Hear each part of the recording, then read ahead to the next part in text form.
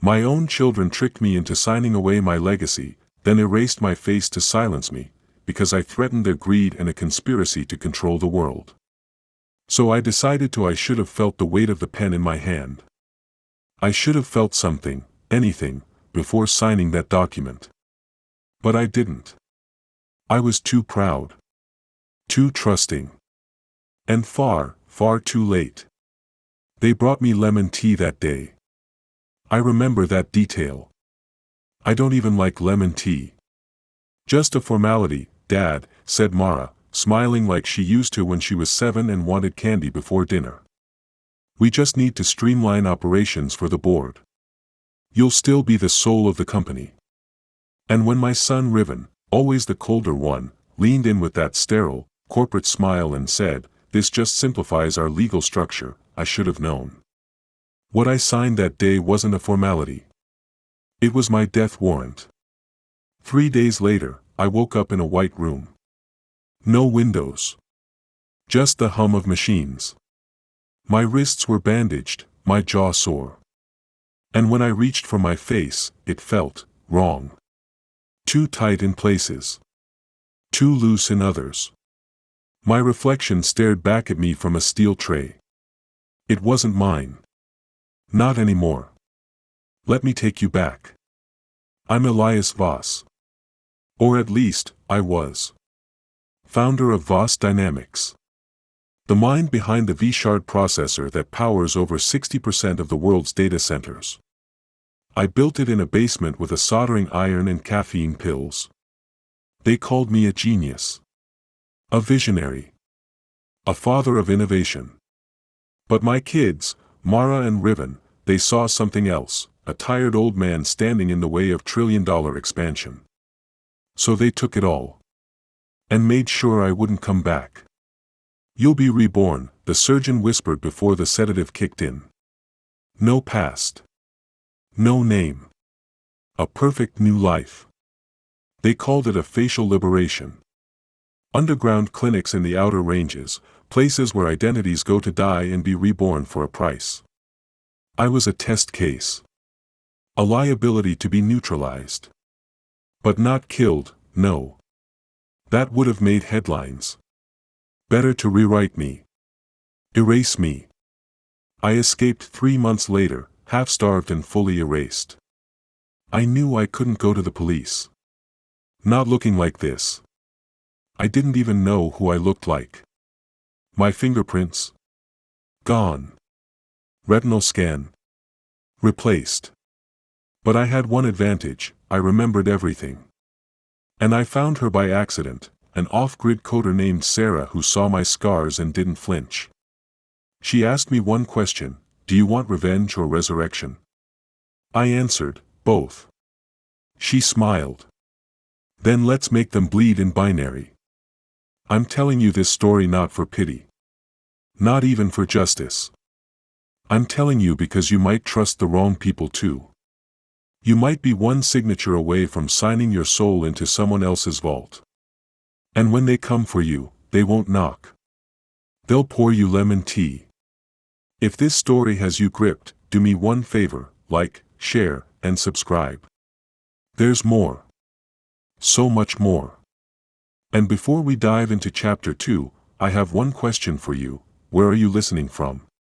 Let me know. Because the people who erased me, they're listening too. I never believed in miracles. Not after what they did to me. But Sarah, she was something else. Her hideout was in an abandoned shipping container on the edge of the city's tech district, a forgotten graveyard of discarded hardware and broken dreams. Flickering monitors lit up her face in sharp angles, her eyes scanning code with a ferocity I hadn't seen since I was a young inventor. "You don't look like the guy who built the V-Shard processor," she said without looking up. "Neither do I replied, lifting the edge of the loose mask I'd been forced to wear since I escaped. Her gaze sharpened. "You're the ghost story they tell at Voss Dynamics, aren't you? The man who died, the patents that vanished." "I'm alive," I said, voice raw. "But they erased my face and my name. I'm the proof they don't want to exist." Sarah laughed, but it wasn't warm. It was sharp, like a blade cutting through the silence. You're lucky. Most people who come to me are ghosts in the digital world, not flesh and blood. They want to disappear. You want to fight. Her words ignited something in me I thought was long gone. A plan began forming, one that wasn't just about survival, but about reclaiming everything stolen from me. Over the next 2 weeks, Sarah and I worked in a frenzy. She hacked into encrypted servers, peeling back layers of corporate secrets like peeling an onion. Every byte of stolen code, every transfer of patent rights, every fabricated signature, they were all buried deep, but not impossible to find.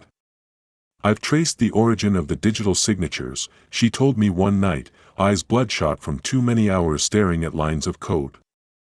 Mara and Riven aren't just greedy heirs.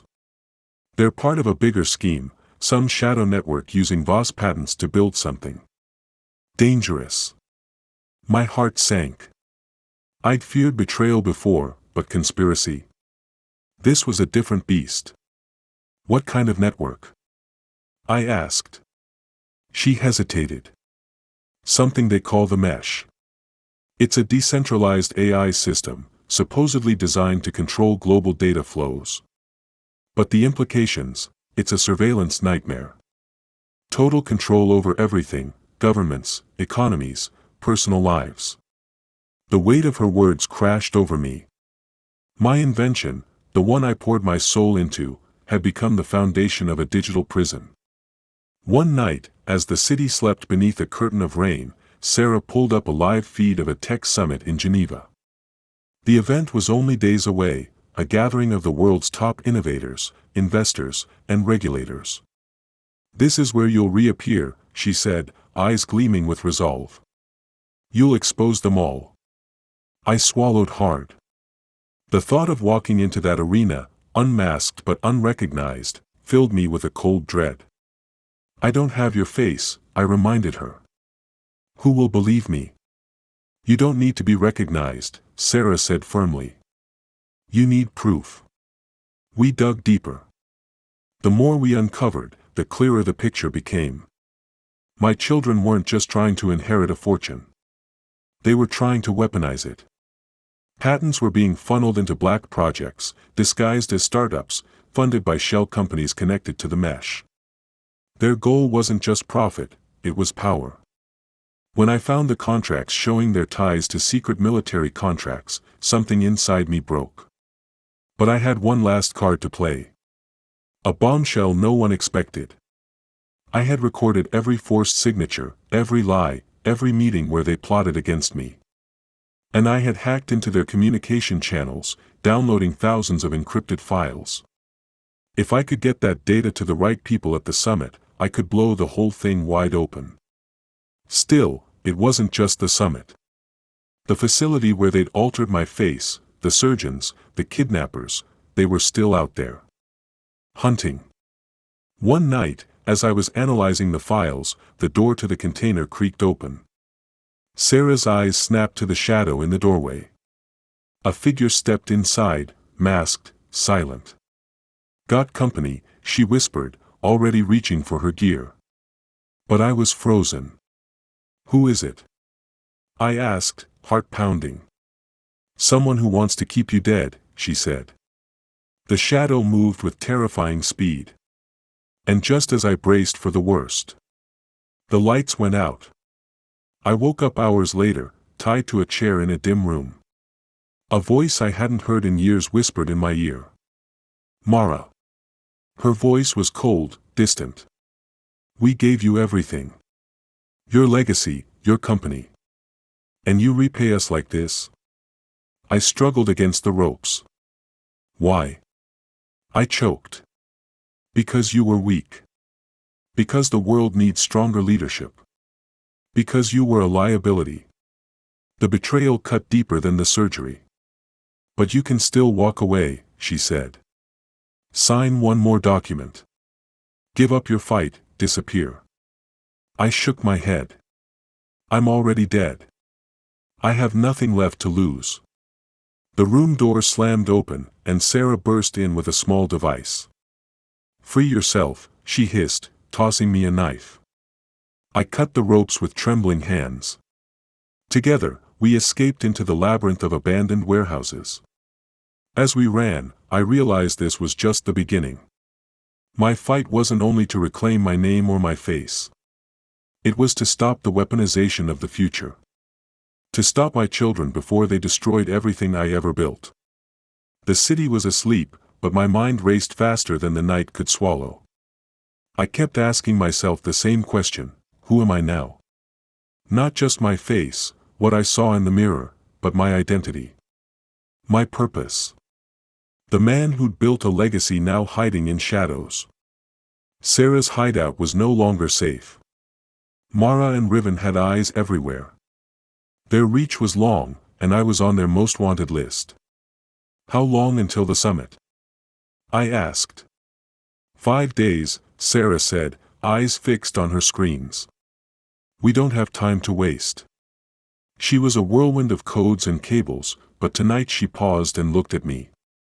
You know what scares me most, she said quietly. It's not what your kids did to you. It's what they plan to unleash on the world if you don't stop them. I nodded, swallowing the lump in my throat. I thought back to the day before the kidnapping. I'd been working late in my private lab, a place no one else was supposed to enter. But Mara showed up, unannounced, holding that folder with the documents I signed. Her smile was all business, but the eyes were ice. Dad, this is better for all of us, she said. You should rest. Rest. A word I hadn't heard in years. But it was a lie. Back in the shipping container, Sarah and I pieced together a plan. If I wanted to make a statement at the summit, I'd need more than just the data. I needed a face. Can you fake my face? I asked. She smirked. I can make you look like anyone. But it's not about the mask. It's about what you say when you take it off.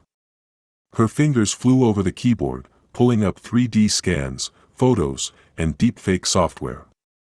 Hours passed. Then suddenly, the screen showed it, a digital map of a face, mine, reconstructed from years of photos and video footage. It's not perfect, she said. But it'll pass a glance. I stared at the digital mask, feeling both hope and dread. Who was I if I was wearing someone else's face? The night before the summit, I sat alone in that cold container. I thought about my children, how they'd smiled when they thought I was gone. I thought about Mara's cold voice, Riven's empty eyes. I thought about my inventions, the V-shard processor, the technology meant to connect the world, now turned into a weapon. And I thought about Sarah, the hacker who believed in my fight when no one else would. The next morning, dressed in a tailored suit and a face that wasn't mine but close enough, I walked into the grand hall of the Geneva Tech Summit. A sea of faces, flashing cameras, and digital billboards surrounded me. I was the ghost everyone thought was dead. And I was ready to haunt them all. My heart pounded as I took the stage. The room quieted. I looked out, searching for Mara and Riven, but their seats were empty. Good. Because what I was about to reveal would shatter more than just family ties. I connected my encrypted drive to the main system. Screens lit up around the room, showing confidential contracts, emails, and video clips exposing the mesh, the secret AI network using my technology to manipulate everything from stock markets to government surveillance. Gasps filled the room. Whispers turned to murmurs. Security moved in, but I wasn't done. I'm Elias Voss, I said, voice steady despite the chaos. Or at least, I was. They erased my face and tried to erase my legacy. But you're looking at proof of corporate betrayal, illegal experimentation, and a conspiracy that threatens us all. Suddenly, a countdown appeared on the screen behind me. A bomb? I didn't have one. But then the screen changed. It was a digital clock. Counting down to a system shutdown of the mesh. I had hacked into the AI's core hours before and triggered an emergency override, set to disable the entire network if my warnings were ignored. My bombshell wasn't explosives. It was a digital time bomb. If no one acted, the mesh would collapse, taking down the infrastructure built on my stolen tech. The room exploded into chaos. Voices shouted, phones rang, security blocked exits. But amidst the panic, I saw Mara's face appear on a giant screen. She was broadcasting live from somewhere unknown. "I'm not afraid of you, Dad," she said, voice cold. "You're a relic. The world belongs to the mesh now. And you're too late." Her message hit me like a punch. But the summit's founder, an old ally named Jonas, stepped forward. "Elias, we believe you. We will investigate." Sarah's voice crackled in my earpiece. "They're listening, but you've bought us time." As I left the stage, a hand grabbed my arm. It was Jonas. "Follow me," he said. Behind closed doors, he handed me a small device. "Use this. It's a secure channel. We're with you." For the first time since I was kidnapped, I felt a spark of hope. But the fight was far from over. I was still a ghost. Still hunted. And now, the countdown had begun. Before we move to Chapter 4, remember, if you're still hooked, please like, share, and subscribe. Your support keeps this story alive. And here's my second question, for now, where are you listening from? Your stories matter to me. The device Jonas gave me was small, almost unassuming, but it was a lifeline. A secure channel to allies I hadn't known I still had. Sarah and I slipped out of the summit's chaos under cover of darkness, but I could feel eyes everywhere. Mara's broadcast wasn't just a threat, it was a declaration of war. "Who's Jonas?" I asked as we ducked into a nondescript safe house. "Old friend," Sarah said. "One of the few in the tech world who still trusts you. He's risking everything." The irony wasn't lost on me. The people I'd built my empire with, now either enemies or shadows. Inside the safe house, Sarah tapped into the secure device. The screen lit up with messages encrypted in military-grade code. "Jonas says he's lining up support. Legal teams, whistleblowers, even some government contacts." I let the news wash over me, but the pit in my stomach remained. "We need to move fast," she said. "Mara and Riven aren't just playing dirty, they're playing dangerous. I've traced their funding to a private military contractor called Helix Corporation. They're the muscle behind the mesh's enforcement." That name hit me harder than the surgeries or the betrayals. Helix Corp was rumored to specialize in illegal operations, kidnappings, experimental tech, and shadow wars. "We're not just fighting for my patents anymore," I said grimly. "We're fighting to stop a new kind of war, one waged in data and flesh." Days blurred as Sarah and I planned our next move. We hacked into Helix Corp's communications, uncovering chilling details about a secret project codenamed Phoenix, a weaponized AI designed to override human decision-making. It was the final piece of the puzzle. The mesh was just the infrastructure. Phoenix was the execution. One evening, while Sarah was monitoring the feeds, I noticed something strange on her screen, a live location ping. "Mara's in the city," I said, pointing at the map. "She's close. We need to be careful," Sarah warned. "She's always watching." That night, as I sat staring into the darkened room, the memories flooded back. How they'd smiled when I was dead. How they'd rewritten the company history to erase me. How the world had mourned a man who was still alive, but unrecognizable. I clenched my fists. Suddenly, my secure device beeped. A message appeared, no sender, no signature. Just 3 words, "We know." The room grew cold. Sarah looked at me, eyes wide. "This is bigger than Mara and Riven." "It's a warning," I said. "They want me scared. They want me silent." But I wasn't going to disappear again. The next morning, we received an anonymous tip, a lead on a whistleblower inside Helix Corp willing to talk. Sarah and I prepared to meet them in a deserted parking garage. As we waited, shadows lengthened. A black SUV pulled up. Two figures stepped out. One was a man with tired eyes and a nervous smile. The other was Mara. She looked different, more guarded, less sure. "I'm not your enemy," she said, voice low. Shock hit me like a thunderclap. "Why?" I asked. "Because you don't know the whole story." Before I could respond, gunshots rang out. Chaos erupted. The whistleblower dove behind a pillar, shouting, "They set us up." Sarah grabbed my arm. "We need to move, now." We ran, but in the chaos, I caught a glimpse of Mara's face, a flicker of fear, doubt. Back at the safe house, I confronted Sarah. "What just happened?" She shook her head. "It's a trap. Someone's controlling the pieces on this board." That night, I stared at my reflection, still a stranger's face. And I realized, the fight wasn't just against my children. It was against a deeper conspiracy.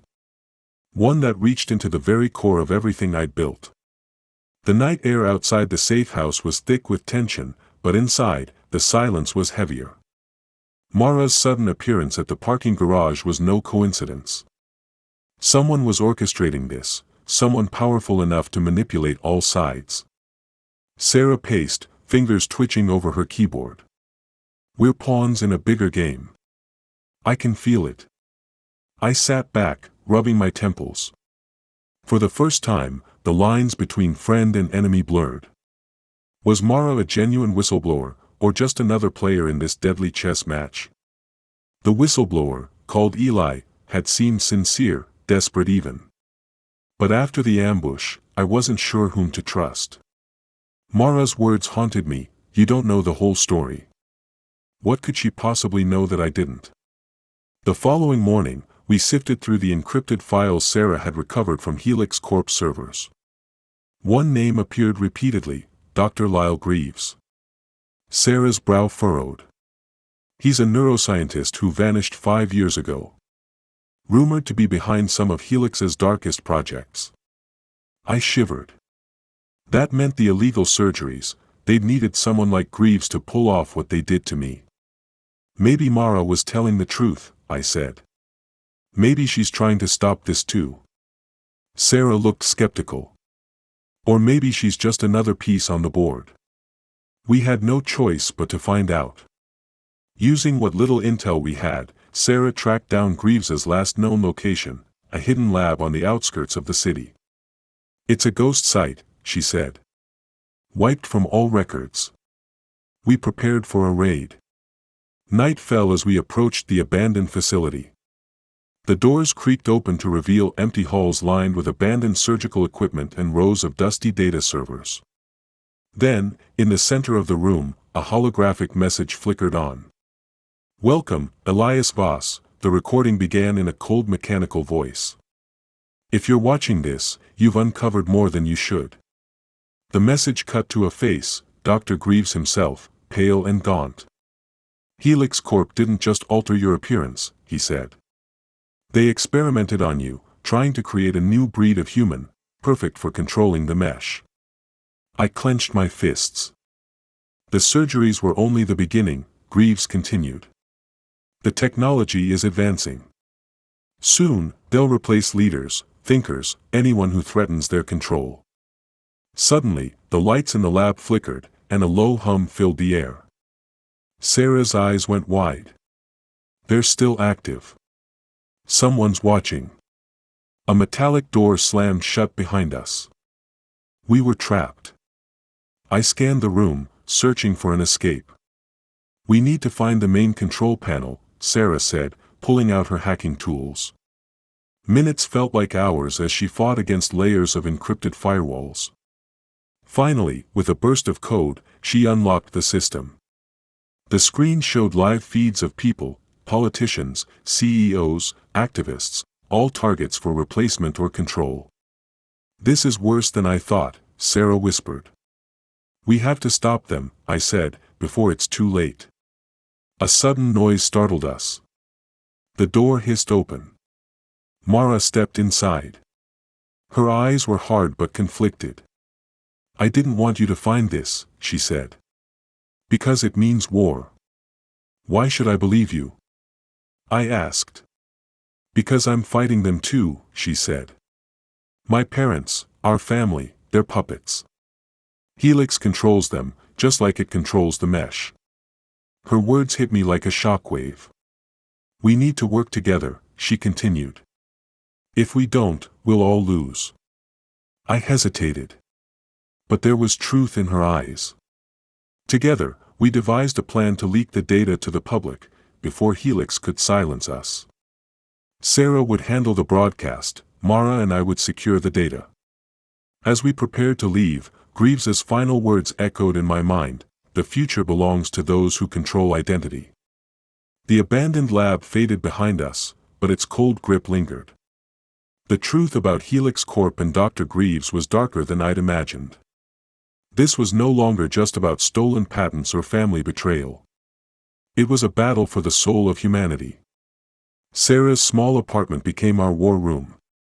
Monitors lit the walls like a war council, and the faint hum of servers filled the air. She worked feverishly, preparing the broadcast that could bring the mesh and Helix's secrets into the light. "This has to be airtight," she said. "One mistake and they'll shut us down. Permanently."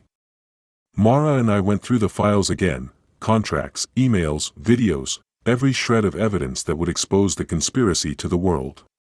The risk was huge.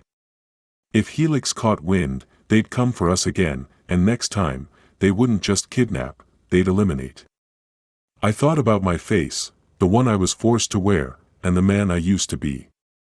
I thought about my children, the betrayal in their eyes.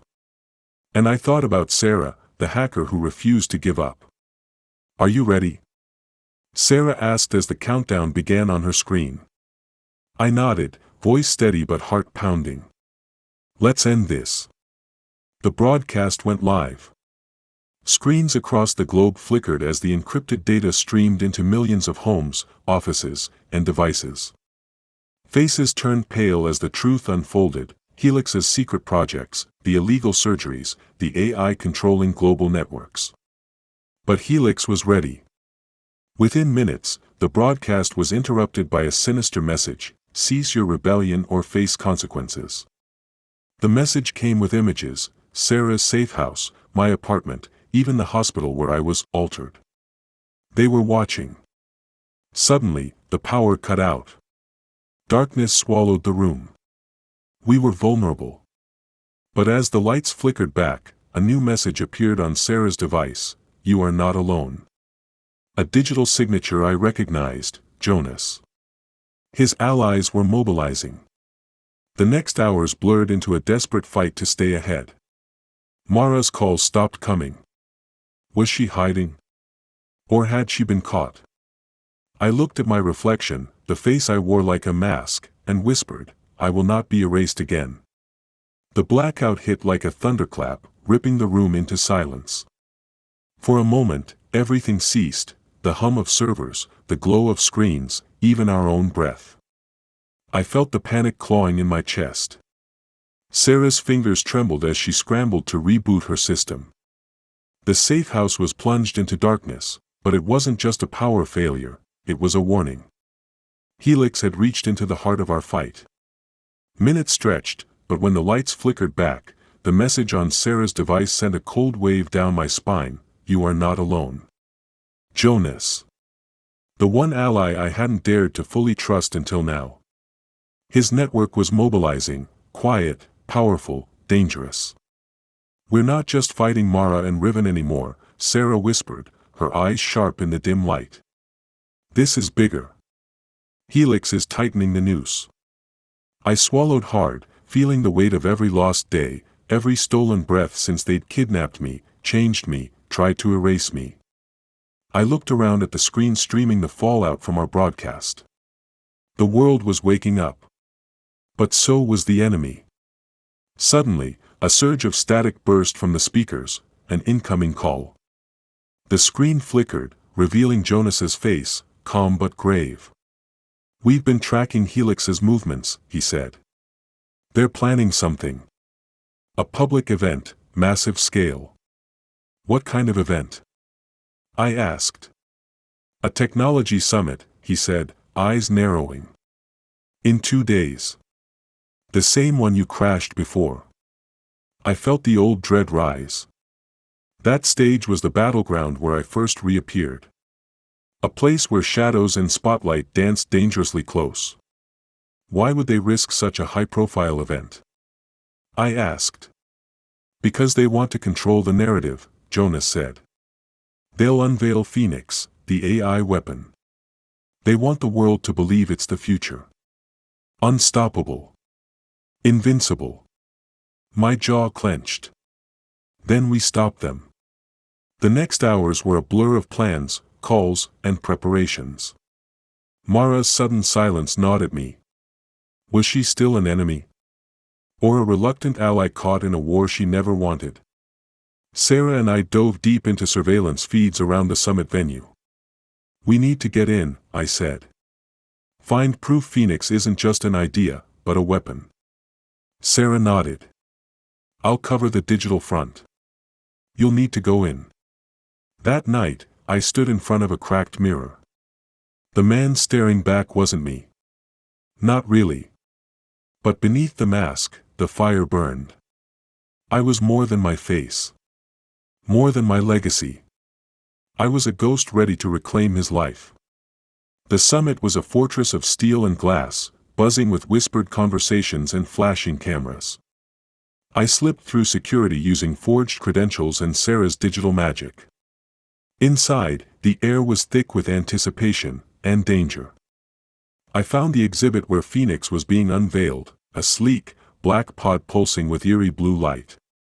But before I could get close, a hand gripped my shoulder. Mara, I said, voice low. She looked at me, eyes filled with something I hadn't expected, fear and resolve. We don't have much time, she whispered. They've set a failsafe. If the broadcast is interrupted, the AI triggers a lockdown. Together, we hacked into the system, racing against a countdown that blinked ominously on the screen. Suddenly, alarms blared. Security was onto us. I grabbed Mara's hand, and we dashed through a maze of corridors.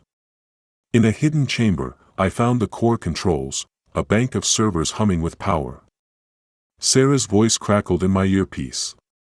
You're live. Get the data out. I connected my drive, flooding the network with the evidence. The screens around the summit lit up, documents, videos, testimonies, proof of Helix's plans, the illegal surgeries, and the true nature of Phoenix. Chaos exploded. Officials scrambled. Cameras flashed. The crowd erupted in shouts and confusion. But then, the countdown hit 0. The pod hissed open. Inside, a humanoid figure emerged, Phoenix, alive and terrifying. Its eyes glowed with cold light. It scanned the room. Mara and I locked eyes. This wasn't just a machine. It was a warning. The story isn't over. Not by a long shot. The moment the pod hissed open, the temperature in the room seemed to drop. That humanoid figure stepped out like a nightmare made real, smooth movements, glowing eyes that pierced right through the chaos. Phoenix wasn't just AI, it was a predator disguised in synthetic skin. I held my breath, heart hammering. Every instinct screamed run, but I was rooted in place. My eyes locked with Mara's. There was no time for doubt now. We were the only ones who could stop this before it took control. The security forces swarmed the stage, but Phoenix didn't flinch. Instead, it raised a hand, and the entire room plunged into darkness. The hum of electronics died. Panic erupted. In the blackout, I heard a voice, cold, mechanical, but unmistakably human. I am Phoenix. I will ensure order. Resistance is illogical. Suddenly, emergency lights flickered on, bathing the room in a harsh red glow. The exit sealed shut. A digital voice announced, lockdown initiated. No exit until system stabilization. Mara grabbed my arm. They planned this. If Phoenix activates fully, it'll take control of every connected system worldwide, governments, power grids, military drones. I swallowed hard. The AI wasn't just a weapon, it was a digital dictator. We had minutes, maybe seconds, before this summit turned into a prison. Can you hack it? I asked Sarah, voice low but urgent. I'm in, she replied through my earpiece, fingers flying across her keyboard from her hidden location. But it's heavily encrypted, Greaves left back doors, but they're traps. The room was a maze of shadows and sirens. Panic grew louder, but Mara and I moved like shadows, following Sarah's directions to reach the main control panel hidden backstage. We passed terrified crowds, security guards frozen by fear, and digital billboards looping Helix propaganda. Mara pulled out a flash drive from her pocket. This contains overrides. I got it before they went dark. We reached the control room, where a bank of monitors showed Phoenix's core systems humming. I plugged in Mara's drive. Now, Sarah. I whispered. Through the earpiece, Sarah's voice cracked, deploying override, bypassing firewalls, but wait, a failsafe detected. It's triggering a counterattack. Suddenly, the monitors flashed red. Alarms screamed. A voice, cold and amused, echoed through the room, "You cannot stop evolution." The digital defenses surged, firewalls turned into virtual traps, threatening to fry Sarah's system and ours. "We need more time," Sarah shouted. I glanced at Mara. Her hands were steady despite the chaos. This isn't just about stopping an AI. It's about stopping the people who built it. Suddenly, the door burst open. Riven stepped in, the cold corporate face I'd seen when they stole everything from me. His eyes locked on me, fury burning. "So, the ghost returns," he sneered. "You're too late, Elias. Phoenix is the future." I stood my ground. "You betrayed everything we built. You destroyed me." Riven laughed, but there was a darkness behind it. "You were weak. We're stronger now. The world needs order, not chaos." Mara stepped forward. "We're not going to let you win." The standoff was tense, two families torn apart by greed, power, and now, this monstrous AI. Suddenly, the countdown on the monitors reached 0. A massive surge shook the building. Sarah shouted, "I found a backdoor. But it requires a manual override inside Phoenix's core." "No choice," I said. "I'm going in." Mara and Riven watched as I approached the pod. The AI's glowing eyes focused on me. The door slid open. Inside was a narrow tunnel lined with blinking lights and wires, the AI's neural core. I had one shot. One chance to pull the plug on this nightmare before it controlled everything. As I reached the core, a final voice echoed in my head, Greaves's chilling whisper, "Control identity, control the world." With trembling hands, I began disconnecting wires, bypassing systems, racing against the AI's defenses. Behind me, the sounds of conflict echoed, Mara and Riven facing off in the control room. The AI fought back, systems rebooting, neural firewalls activating, but I pushed harder. Finally, with a spark and a hiss, the core went dark. The lockdown lifted. The emergency lights switched to normal. The screens blinked off one by one. I stumbled out, exhausted but victorious. Mara caught my arm. "We did it. For now." Riven vanished into the chaos, but I knew this war wasn't over. Outside, the world was waking up to the truth, thanks to Sarah's broadcast. I looked at my reflection again, that borrowed face staring back. It was still a mask, but now it carried a promise: I'm not finished. The summit was over, but the storm it unleashed had only just begun.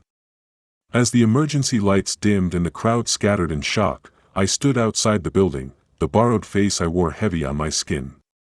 The weight of what we'd stopped pressed down, but so did the knowledge that Helix, and my own children, wouldn't surrender.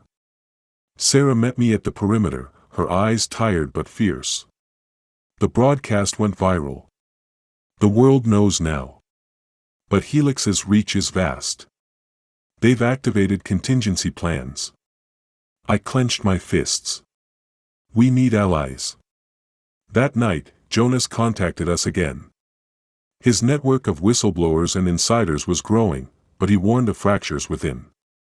Some feared Helix's retaliation. Others were tempted by power. We're walking a razor's edge, Jonas said. Trust is a luxury. Mara's silence gnawed at me. Was she still working against us? Or trapped in Helix's grip? Then, unexpectedly, a message from her arrived, encrypted, raw. I want to meet, it said. The meeting place was a rundown cafe on the city's outskirts, far from prying eyes. When I arrived, Mara was there, no longer the corporate queen, but a woman haunted by her choices. I never wanted this, she whispered. Helix forced our hands. They own Riven. They own me. Her confession shook me. The lines between victim and villain blurred. We need to take down Helix together, she said. But they're ruthless. We formed a fragile alliance. Back at Sarah's base, we pieced together Helix's next move, a covert operation called Project Eclipse, aiming to deploy Phoenix's influence globally within weeks. We have to strike first, Sarah said. But it means going deep, inside Helix's strongest hold. The plan was risky. We'd infiltrate Helix's compound, extract key data, and sabotage their operations. As we prepared, I looked at my reflection once more. This mask, this face, was a symbol now. Not of what was taken, but what remained. The war for control had only just begun. The alliance with Mara was fragile but necessary. There was no room for pride or grudges now, only survival and a chance to stop Helix before Project Eclipse plunged the world into an unyielding digital prison. Sarah's safe house buzzed with frenetic energy. Screens covered every wall, flickering with surveillance footage, encrypted files, and schematics of the Helix compound. It felt like a war room in a spy thriller, except this was my reality. I sat at the center, mask off for the first time in weeks, the rawness of my altered face reflecting scars beneath the surface. This new face was both my curse and shield, a symbol of what I'd lost, and what I still had to fight for. Here's the plan, Sarah said, her fingers flying across the keyboard. Helix's main facility is buried under layers of security, biometric scans, AI surveillance, armed guards. But I found a backdoor, an underground maintenance tunnel used for equipment transport. Mara leaned in, eyes sharp. That's our in. But it's a trap, Sarah warned. Helix uses it to test intruders. Most never come out. I swallowed the lump in my throat. This was no longer about reclaiming patents or proving who I was. It was a war for humanity's future. We go in at night, I said. Sarah, you'll cover us remotely. Mara and I take the tunnel. The night of the infiltration was cold and quiet, the city's usual noise dimmed under a blanket of fog. Dressed in tactical gear, Mara and I moved like ghosts through the shadows, hearts pounding with every step. The tunnel entrance was hidden behind a rusted gate in a forgotten industrial park. The air smelled damp and metallic, and the silence pressed against my eardrums. Keep your comms open, Sarah's voice whispered in my ear. I'll guide you through the cameras and patrols. Inside the tunnel, the walls closed in, lined with cables and pipes humming with energy. It was claustrophobic, dangerous, and exactly where Helix wanted us.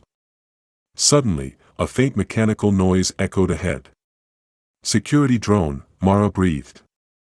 Move slow. We froze as a sleek drone hovered past, its sensors sweeping the dark. The faint blue glow of its scanner passed inches from my face. When it disappeared, we pressed forward, tension coiling tighter with each step. The tunnel opened into a cavernous chamber filled with servers stacked like monoliths, Helix's digital brain. The faint hum was deafening. This is it, Sarah said. The nerve center for Project Eclipse. Get me their core access codes. Mara's fingers flew across her handheld device, hacking into the servers. But then alarms blared, red lights strobed, and the ground trembled. We've been detected, Mara hissed. Time to move. The tunnel sealed behind us with a heavy metallic clang. We were trapped. Gunfire echoed from above as Helix guards poured into the chamber. Mara and I ducked behind server racks, hearts racing. Any way out? I asked Sarah. None. But I'm overriding the security systems. You've got 60 seconds before lockdown. We shared a grim nod. As the guards closed in, I spotted a ventilation shaft high on the wall. Up there, I said. We scrambled to climb, bullets ricocheting off metal walls. The shaft was narrow and slick, but it was our only chance. Halfway through, a deafening explosion shook the tunnel, sending debris raining down. Mara cried out, slipping dangerously. I grabbed her arm, pulling her to safety just as the shaft collapsed behind us. We emerged into a dim corridor, a maze of cold steel and blinking lights. But our escape wasn't over. Voices echoed ahead, Helix operatives talking in low tones. We hid in the shadows as Mara tapped into the building's internal comms. They're moving Phoenix, she whispered. To the rooftop. My heart pounded. If Helix launched Phoenix into the sky, its AI could hijack satellites, global networks. No one would be safe. We have to stop it, I said. Now. We navigated through narrow passages, dodging patrols and surveillance. Suddenly, the corridor opened onto a massive hangar bay. There it was, a sleek black drone, the size of a small plane, its core glowing with that same eerie blue light. Phoenix's next stage, Mara breathed. Before we could act, alarms blared again. Helix security poured in from all sides. Gunfire erupted. In the chaos, I spotted a control panel near the drone's base. This is it, I shouted. Help me get to the override. Bullets zipped past as Mara covered me. We reached the panel and I began the override sequence. Sarah's voice crackled in my ear, tense but focused. You're cutting it close. Override initiated, hold on. The drone shuddered. A burst of static and then, silence. The glow faded. Helix's grip on the drone shattered. But our victory was short-lived. Footsteps thundered down the hall, Riven. His cold gaze found us immediately. You think this changes anything? He sneered. Phoenix is just the beginning. I squared my shoulders. We'll stop you. All of you. Mara stepped forward. We're not going to let you win. The standoff was tense, two families torn apart by greed, power, and now, this monstrous AI. Suddenly, the countdown on the monitors reached 0. A massive surge shook the building. Sarah shouted, I found a backdoor. But it requires a manual override inside Phoenix's core. No choice, I said.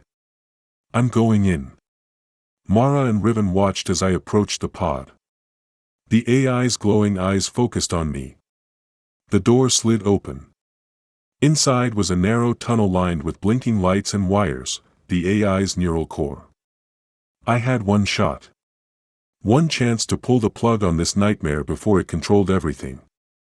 As I reached the core, a final voice echoed in my head, Greaves's chilling whisper, control identity, control the world. With trembling hands, I began disconnecting wires, bypassing systems, racing against the AI's defenses. Behind me, the sounds of conflict echoed, Mara and Riven facing off in the control room. The AI fought back, systems rebooting, neural firewalls activating, but I pushed harder. Finally, with a spark and a hiss, the core went dark. The lockdown lifted. The emergency lights switched to normal. The screens blinked off one by one. I stumbled out, exhausted but victorious. Mara caught my arm. We did it. For now. Riven vanished into the chaos, but I knew this war wasn't over. Outside, the world was waking up to the truth, thanks to Sarah's broadcast. I looked at my reflection again, that borrowed face staring back. It was still a mask, but now it carried a promise: I'm not finished. The calm after the storm was a lie. The victory against Phoenix was just the opening salvo in a battle that had only grown more dangerous. Mara's disappearance during the chaos was a wound that gnawed at me, a reminder that the enemy still had leverage, and that trust was a fragile currency in this war. Sarah's warnings echoed constantly. Helix was already regrouping, its tendrils reaching deeper than we had imagined. The broadcast had rattled the cage, but the beast was far from tamed. Jonas reached out through our secure channel, his voice heavy with urgency. We have to prepare for fractures. The alliance is cracking. Some factions want to negotiate. Others want to escalate. We're walking a knife's edge.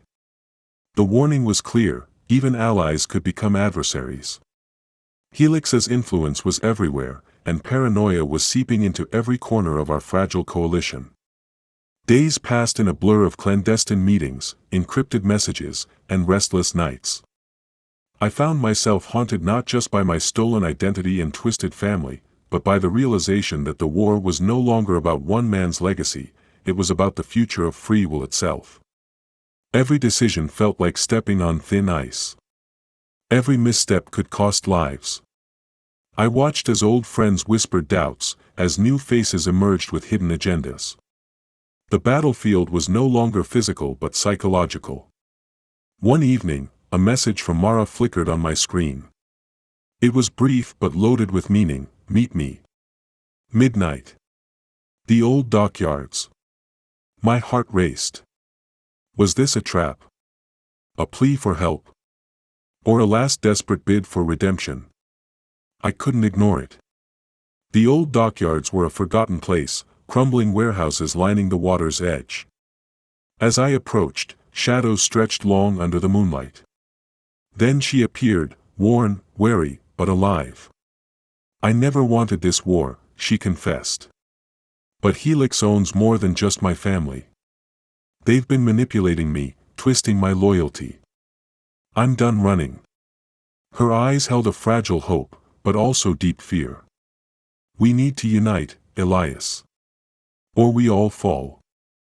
I nodded, feeling the weight of that truth settle deep in my bones. The lines between us were blurred now, victim and betrayer merged into uneasy allies. But the enemy was clear: Helix's ambition to control identity, to rewrite humanity itself. Back at Sarah's base, we shared what we knew. Project Eclipse was accelerating. Helix was preparing to launch a global AI network that would infiltrate every digital system, transportation, communication, even personal devices, effectively erasing any privacy or autonomy. The scale was staggering. We have to hit them where it hurts, Sarah said, determination blazing in her eyes. Their data centers. Their control hubs. If we can cripple their infrastructure, we can buy time, maybe even dismantle Phoenix for good. Mara and I began mapping out the target locations, each guarded with ruthless precision. We had no illusions: it was a suicide mission. But there was no other choice. As we planned, the fractures within our own ranks grew more visible. Whispers of betrayal, disagreements over tactics, and the shadow of Helix's spies made every decision a gamble. Yet, amidst the chaos, a stubborn spark remained. We were fighting not just for ourselves, but for every person unknowingly trapped in Helix's web. That night, as I stared into the cracked mirror, I realized that my face, still a mask, had become a symbol. Not of what was stolen, but what could be reclaimed. The war was far from over, but for the first time in months, I felt a flicker of hope. We had no illusions about what we were walking into. Helix's data center was a fortress disguised as a nondescript industrial complex on the outskirts of the city. Surveillance cameras dotted every corner, and security patrols moved like ghosts through the night. Mara and I slipped through shadows, guided by Sarah's steady voice in my earpiece. The air was thick with tension, every step echoing like a countdown. Inside, the building pulsed with the hum of servers, the beating heart of Project Eclipse. Our goal was clear: infiltrate, plant a virus to cripple the AI network, and escape before the entire facility went into lockdown. The stakes had never been higher. If we failed, Helix would tighten its grip on the world, and Phoenix would rise unchecked. We navigated through labyrinthine corridors, disabling security systems with precision and silent efficiency. Every door we breached was a reminder that this was enemy territory, a place designed to crush anyone who dared oppose it. The deeper we went, the more palpable the presence of control and surveillance. It was a digital spider's web, and we were the prey. At the core, we found the central server room, an immense chamber filled with racks of blinking machines. The virus Mara carried was loaded onto a secure terminal, but as she prepared to deploy it, an alarm shattered the silence. Red lights bathed the room. The building was locked down. "Got company," Mara whispered. We barely had time to react before armed guards stormed in. Bullets ricocheted off metal and glass as we ducked behind server racks, hearts pounding. Sarah guided us remotely, hacking security cameras to give us fleeting windows to move. It was a deadly game of cat and mouse. In the chaos, I caught a glimpse of a familiar face, one of Helix's lead scientists who had overseen my forced surgery. His cold eyes met mine for a second before he disappeared into the fray. The reminder hit me hard. This was personal. This was war. Mara and I fought side by side, each movement calculated and desperate. As the virus began uploading, time became our enemy. The progress bar crawled forward, but so did the incoming reinforcements. I felt the crushing pressure of the moment, every second ticking closer to disaster or victory.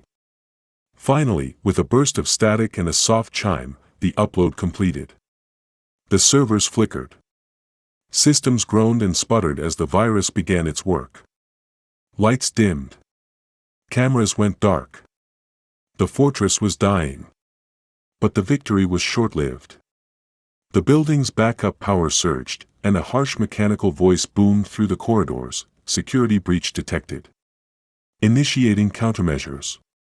We raced for the exit as explosions rocked the facility. Mara's hand found mine, gripping tight as we navigated the collapsing structure. Dust and debris filled the air. The walls shook like the world itself was breaking apart. Bursting through the main doors, we collapsed onto the cold pavement outside. The sky was just beginning to lighten with dawn, but the battle inside was far from over. As emergency vehicles converged, we vanished into the awakening city, knowing that Helix's retaliation would be swift and brutal. Back in the safety of Sarah's hideout, exhaustion gave way to grim determination. The virus had bought us time, but Helix's reach was vast, and Project Eclipse was only one part of their plan. The war for identity, for freedom, was escalating. I looked at the mask in my hands, the face that was both shield and prison. The man I was before was gone, but the man I was becoming was still fighting. For justice. For truth. For a future not written by tyrants. The virus had crippled Helix's core systems, but the damage was only temporary. Within hours, new protocols kicked in, and backups restored what we destroyed. Helix was adapting, becoming smarter, more ruthless. The war had shifted from open battle to a covert war fought in shadows and whispers. Sarah worked around the clock, hunting for any vulnerability in Helix's sprawling network. Every breakthrough was met with setbacks, every lead was tangled in layers of deception. But one discovery jolted us all: evidence that Helix had infiltrated government agencies worldwide, embedding Phoenix not just in tech, but in policy and law enforcement. The digital cage was closing around the world faster than we'd imagined. Mara, still fragile but determined, revealed more about her family's entanglement with Helix. The lines between puppet and puppeteer were blurred. Her parents were caught in the same web of blackmail and fear that had once ensnared me. This fight was not just against a corporation but against a corrupt system willing to sacrifice humanity for control. One night, as I sifted through encrypted messages, a chilling realization settled in: Helix was planning another move. A public event that would showcase Phoenix's full capabilities and cement their power. The summit in Geneva wasn't just a battleground, it was their launchpad. We had to stop it. The plan was risky. We would need to strike at the heart of Helix's influence and expose their true intentions to the world. Sarah prepared a new broadcast, one that could reach billions. Mara and I prepared to face the ghosts of our past on that global stage. But as we moved forward, fractures within our alliance deepened. Trust was a scarce commodity. Whispers of betrayal surfaced, and the fear of spies among us grew. One evening, a coded message arrived, a warning that someone close to us was leaking information to Helix. The betrayal cut deep. It was a reminder that the fight was not just against Helix but against doubt and fear. As I looked in the mirror, the face staring back was no longer just a mask but a symbol of resilience. The man I had been was gone, replaced by someone forged in fire and loss, but unbroken. The warning hit like a thunderclap. Someone inside our circle was feeding Helix every move we made. The betrayal wasn't just a breach of trust, it was a death sentence for everything we were fighting for. The walls of safety we'd built with Sarah and Mara were crumbling from the inside out. Every secret whispered in confidence suddenly felt like it was being broadcast to our enemies. I stared at my reflection, the stranger's face worn like a mask, and realized the battle wasn't just out there, it was here, within our fragile alliance. We had no choice but to root out the spy before Helix's reach strangled us completely. The next days were a tense dance of suspicion and strategy. Trust was rationed in scraps, and paranoia crept in like a shadow in every room. Sarah tightened security protocols, monitoring every channel, every encrypted message for signs of tampering. Mara, torn between guilt and resolve, offered herself as a scapegoat to test our loyalty, her willingness both heartbreaking and defiant. It was in this crucible of fear that we uncovered a chilling truth: the traitor wasn't who we expected. A trusted insider, one whose face I'd never forget, was the leak. Their reasons were tangled: fear, coercion, maybe even ideology, but the damage was done. The revelation sent shockwaves through our group, fracturing what little cohesion we'd managed to hold. Despite the turmoil, we couldn't afford to falter. The summit in Geneva loomed closer, a stage set for Helix's grand performance. If we failed to stop them there, the AI would become unstoppable, slipping into the world systems like a virus beyond cure. Mara and I steeled ourselves, preparing for the confrontation that might finally expose the full truth.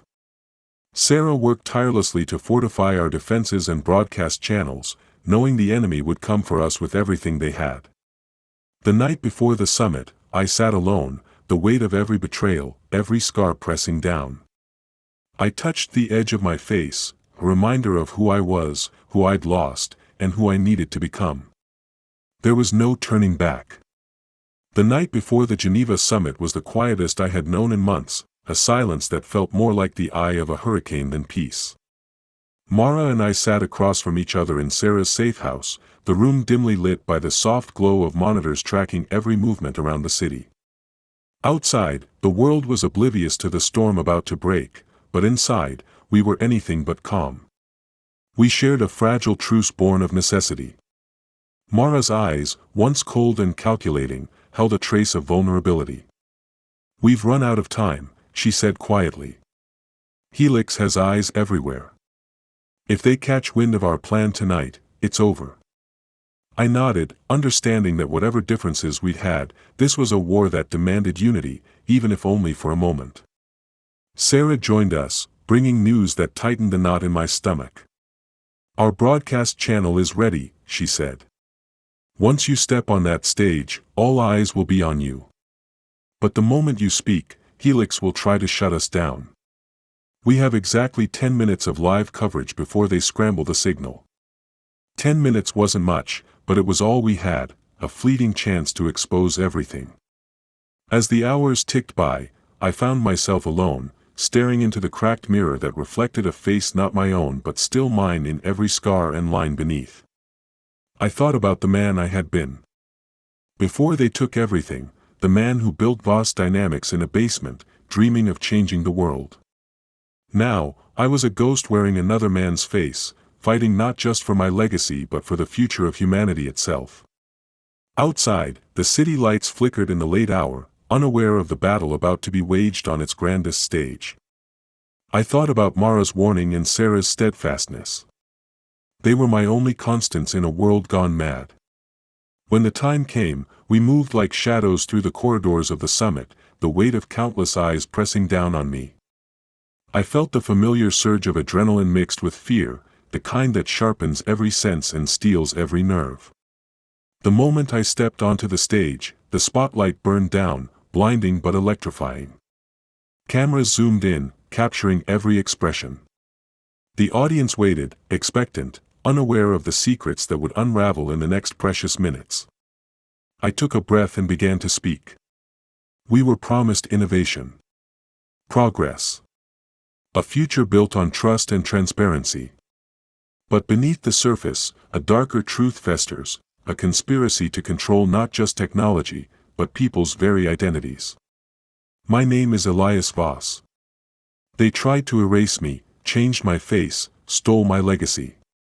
But I'm here to tell you the truth. Screens around the room flickered to life, displaying encrypted files, videos, contracts, and the faces of those involved in Helix's sinister plans.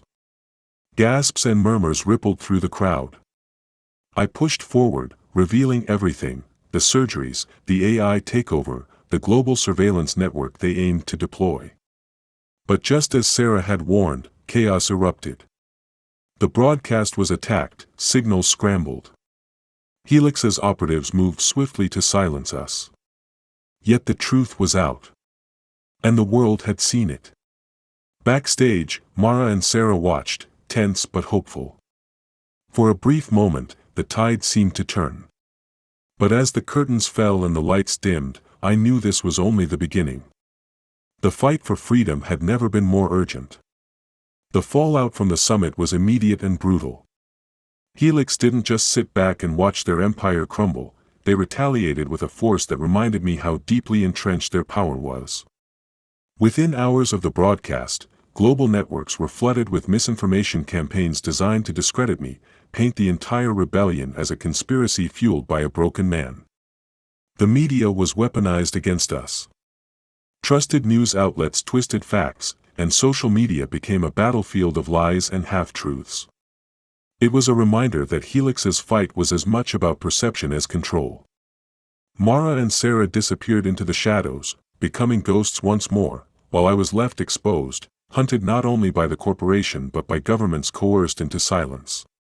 My every move was tracked, every communication monitored. The mask I wore became a prison as much as a disguise. But the hardest blow came when the allies I thought I could count on started to waver. Some backed away quietly, others outright betrayed us to save themselves. The fractures within our own ranks cut deeper than any external attack.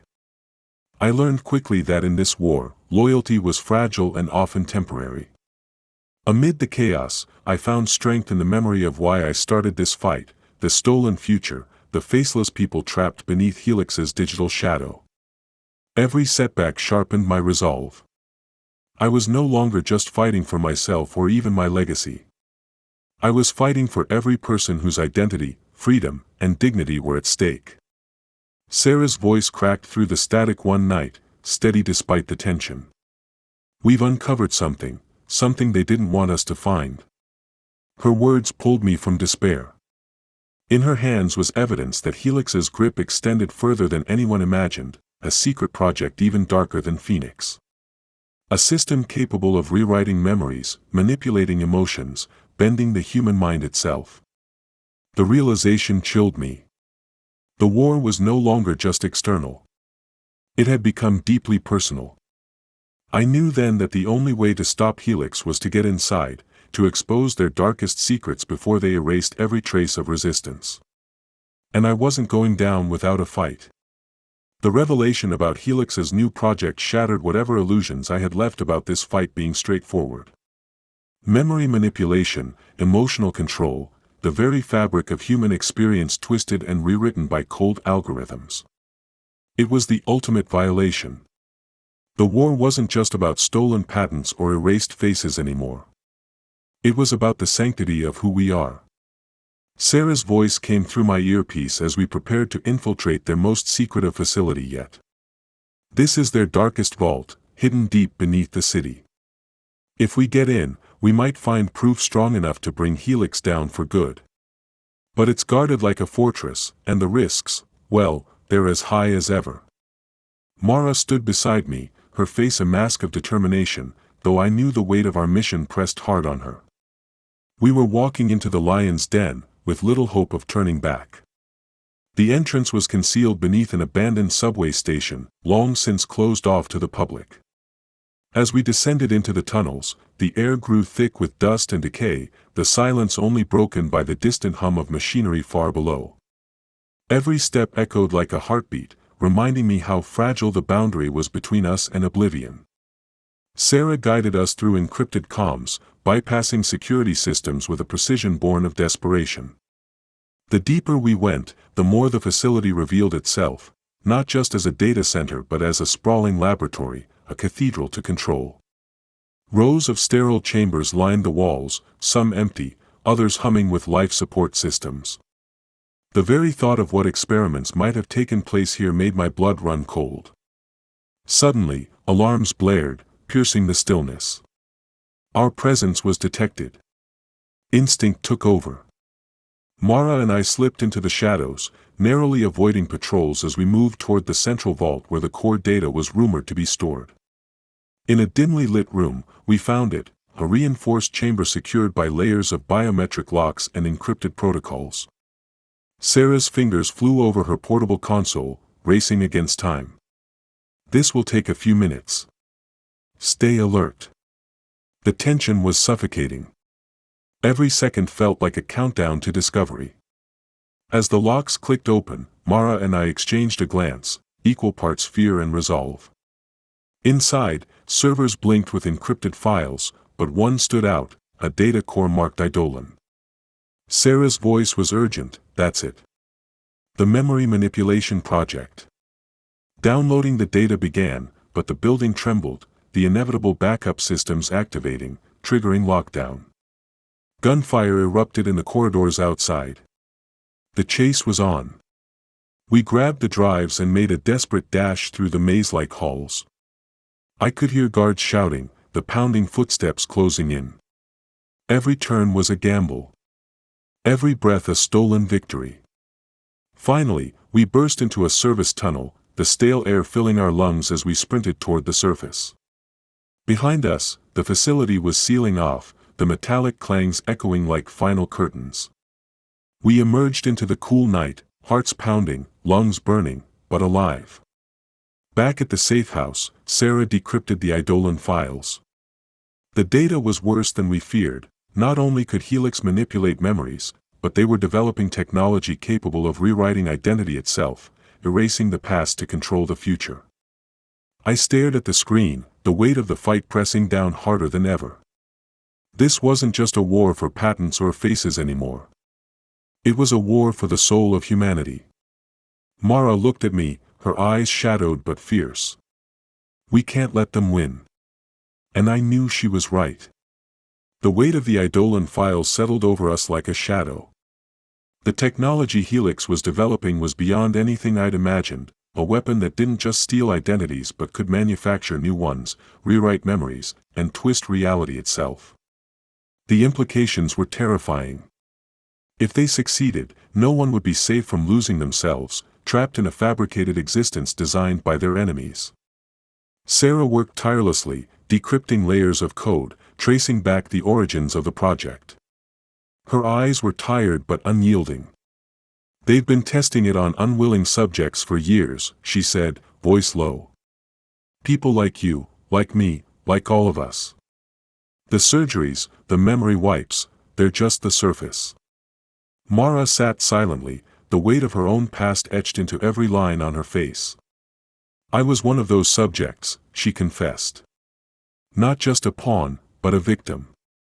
Helix didn't just control my family, they controlled me. My memories, my fears, even my loyalty. Her words hung heavy in the air. The fight was personal for all of us now. The lines between enemy and victim blurred, replaced by a shared pain and a common purpose. As we planned our next move, I found myself haunted by fragments of my own past, flashes of a life before the surgeries, before the kidnapping, before the mask. Faces of people I once loved, memories I feared had been erased forever. I realized then that this war wasn't just about stopping Helix, it was about reclaiming who we were. The summit was approaching again. Helix planned a second, more public demonstration of Phoenix and Eidolon combined, a show of power meant to silence dissent and cement their control. We knew the risks. We knew it could be a trap. But the world needed to see the truth. Mara, Sarah, and I prepared to expose the full extent of Helix's atrocities. The broadcast would be our final stand, a chance to rally the world before Helix could rewrite reality itself. On the eve of the summit, I sat alone in the dim light, tracing the scars beneath my skin, feeling the weight of every loss and every fight. The mask I wore was more than a disguise, it was a testament to survival. But beneath it, the real battle was just beginning. The air was electric with tension as we prepared for the final broadcast. The Geneva summit loomed like a storm on the horizon. This time, it wasn't just a show of technological innovation, it was a battlefield where the very soul of humanity would be contested. Mara, Sarah, and I moved through the familiar halls with purpose sharpened by months of betrayal, loss, and the grim knowledge that failure would mean the end of freedom as we knew it. We had gathered everything: proof of the illegal surgeries, the memory manipulation experiments of Eidolon, the shadow network controlling global data, and the chilling evidence of Phoenix's integration into systems worldwide. The files weighed heavily on me, a damning testament to the horrors Helix had unleashed in their lust for control. The summit's grand hall was packed with the world's elite, government officials, tech magnates, and media giants. Cameras flashed, and beneath the polished surface, tension simmered like a powder keg. The audience was unaware of the war raging behind the scenes, but they were about to witness a revelation that would shake the foundations of power. Mara and I took the stage, the spotlight harsh against our faces, the borrowed faces we had come to accept but still felt foreign. I looked out at the sea of expectant eyes, each pair hiding a story, a secret, or a lie. Taking a deep breath, I began to speak, my voice steady despite the weight of the moment. What you are about to see will change everything you thought you knew about innovation, identity, and control. My name is Elias Voss. They tried to erase me, to steal my legacy, and to rewrite who I am. But today, the truth cannot be hidden any longer.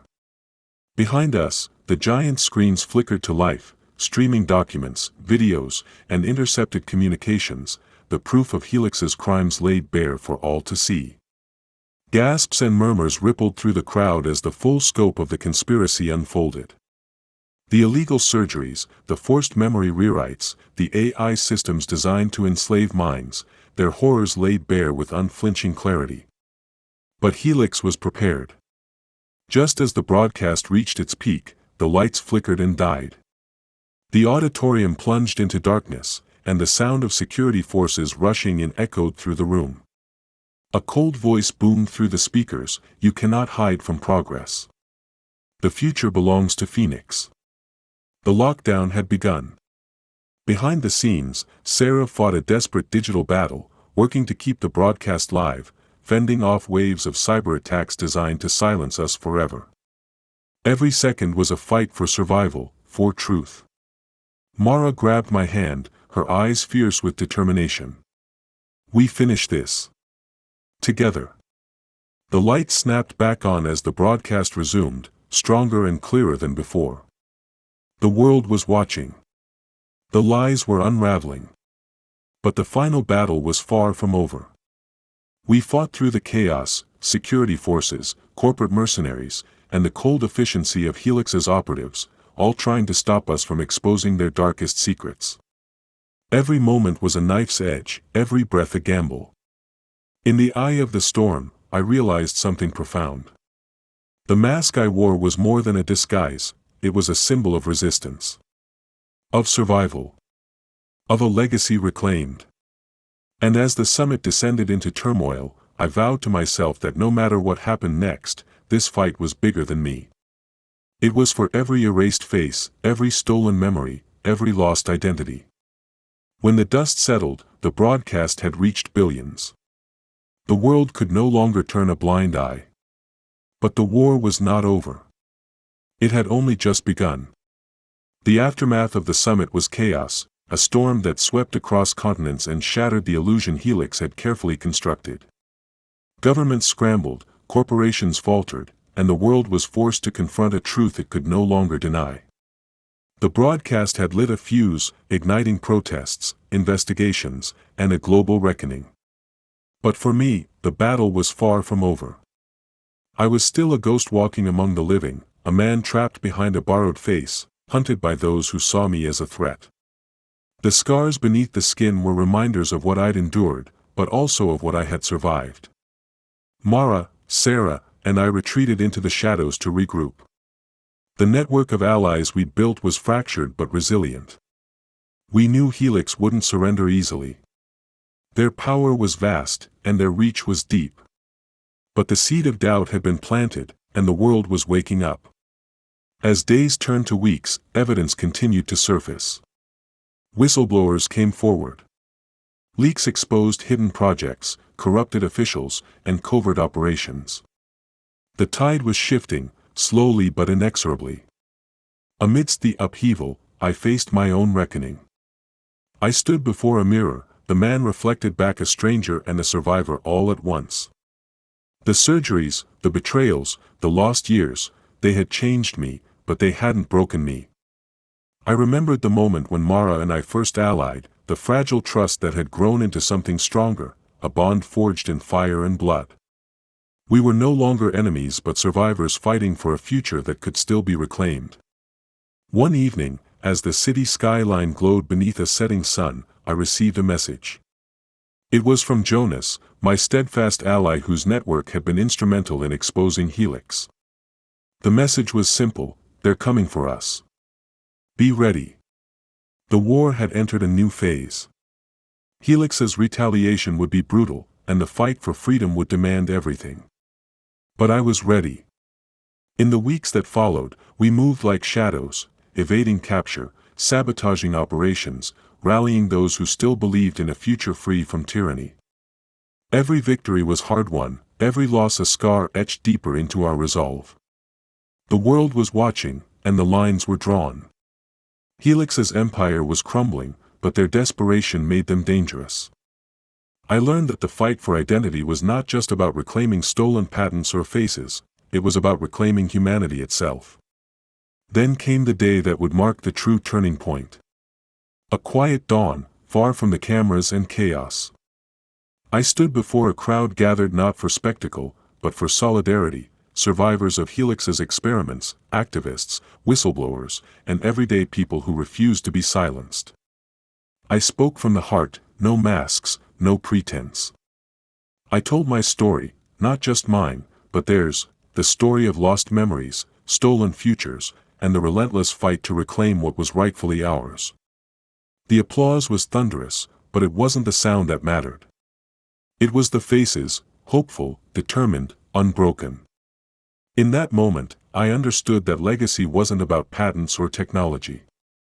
It wasn't about wealth or power. Legacy was about resistance. About truth. About the unyielding human spirit. I was no longer a ghost erased by surgery or lies. I was a symbol of defiance, a beacon for those who had been silenced. As the sun set, casting long shadows over the city, I looked out at the world we were fighting to save. And I knew this was only the beginning. Because no matter the battles ahead, no matter the cost, we would never stop reclaiming our legacy. If you've stayed with me to the end, thank you. Please like, share, and subscribe if this story has touched you. And for the last time, where are you listening from? Your voices have been my strength. This fight is ours.